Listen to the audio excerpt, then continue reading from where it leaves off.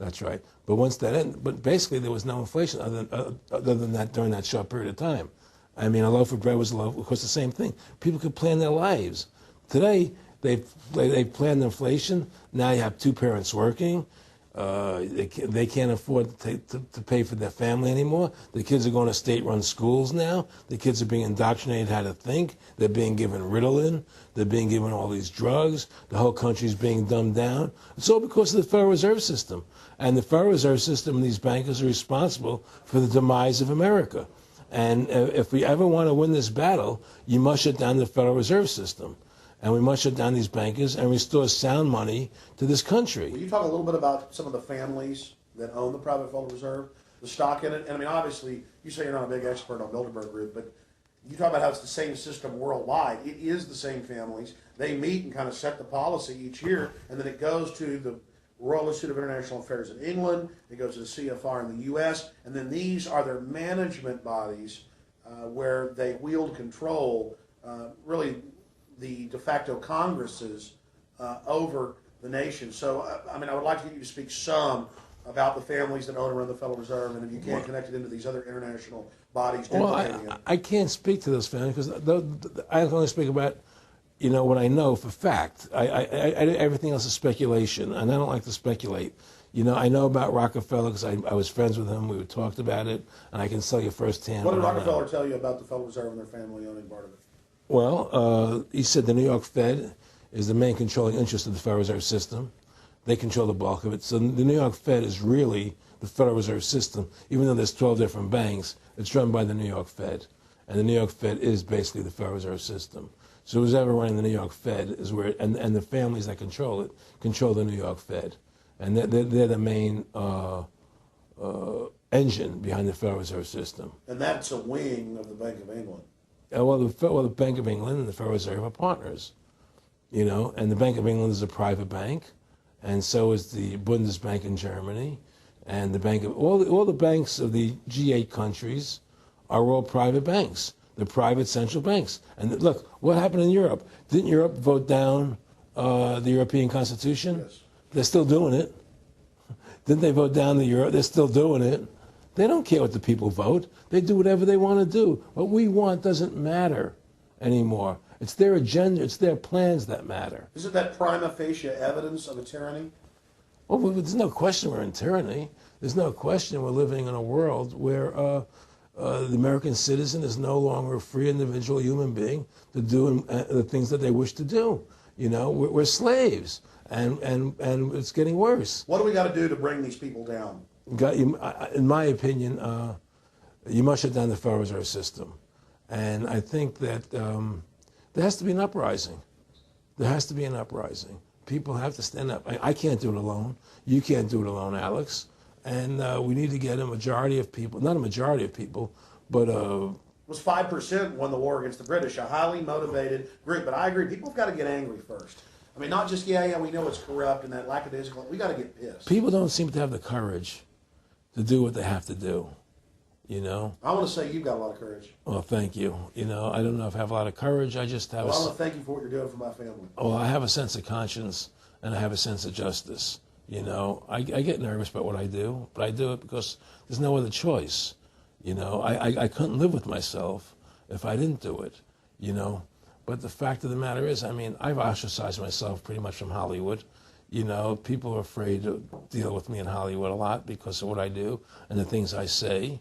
I don't go along with routines. A lot of people in Hollywood know the truth. They're not willing to stand up and speak about it. I know many of them have seen my movie, and they know I'm right, and they won't talk about it because everybody's afraid.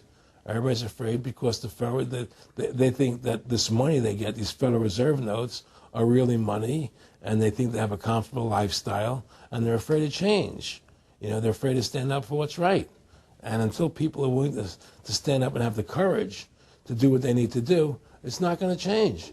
And hopefully, what you're doing, what I'm doing, what other people like us are doing, can affect the change that people will stand up and say, hey, I've had enough. The thing is, we have one advantage. That they need us to cooperate. See, if we don't cooperate with them, they can't win. And so they always need our cooperation to go along with their programs. So they try to sell us. Right. They try to sell us. Democracy, this majority says this, believe in this, do that. The war on terror, we got to be scared. They're always trying to do things to sell us so that we'll go along with them. And once we learn not to cooperate with them, then we win the game. And that's the point. Don't cooperate with them. Don't go along with the program anymore. Stop it. Join forces. You and I should run for president and vice president and take over this country and bring freedom back to this country. That's what it's going to take. Two people like you and I, statesmen, who believe in freedom, who believe in Thomas Jefferson and the Constitution and the founding fathers to make this country whole again. Because right now it's in the grip of the evil ones, and the only way to stop that is for good men to stand up.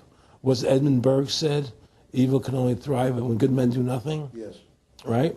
We got to do something. That's what it is, Silence is golden, but when it comes to your freedom, it's yellow.